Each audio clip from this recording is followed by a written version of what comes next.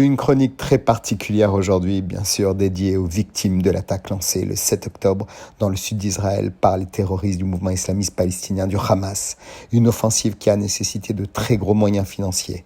Comment le Hamas, une organisation terroriste en principe coupée des circuits de financement traditionnels, a-t-il pu financer une telle opération ? Décryptage. On le sait, le Hamas bénéficie surtout du soutien financier de plusieurs pays, comme le Qatar ou la Turquie. Mais le plus gros donateur reste de loin l'Iran. 100 millions de dollars par an. Il fournit également des armes et forme des soldats. On rappelle que l'Iran engage aussi 1 milliard de dollars par an pour le Hezbollah.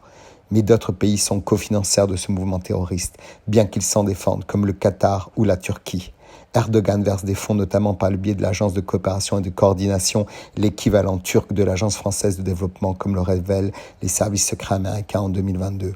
Mais l'Union européenne n'est pas en reste, puisque la Commission se présente comme le grand donateur des Palestiniens avec un total de 691 millions d'euros par an, tout programme confondu. Ces aides qui se veulent humanitaires sont évidemment détournées par les mouvements islamistes, puisque le territoire de Gaza, qui a reçu 5 milliards de dollars d'aides cumulées sur quelques années, et tout autant, les Palestiniens n'en ont jamais vraiment vu la couleur.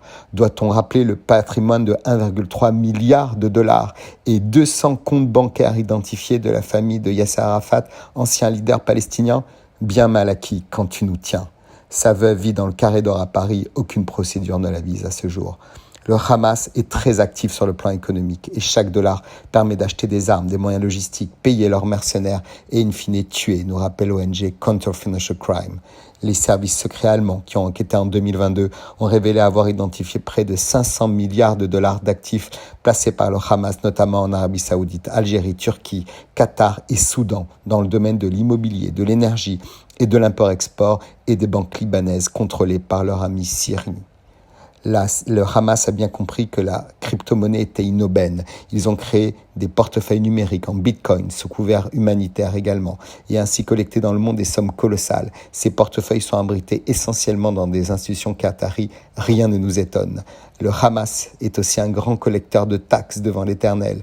En effet, avec le blocus de l'Égypte et Israël avec la bande de Gaza en 2007, lors de leur arrivée au pouvoir, l'Égypte, éminemment consciente du danger de ce mouvement ami des frères musulmans pour son pays, a réagi. Le Hamas s'est mis alors à collecter des recettes fiscales en taxant des marchandises qui transitaient par un réseau sophistiqué de tunnels contournant la frontière égyptienne vers Gaza. Ces tunnels permettent ainsi d'importer illégalement des produits de première nécessité tels que de la nourriture, des médicaments, du gaz bon marché pour la production d'électricité, ainsi que des matériaux de construction, mais aussi des armes.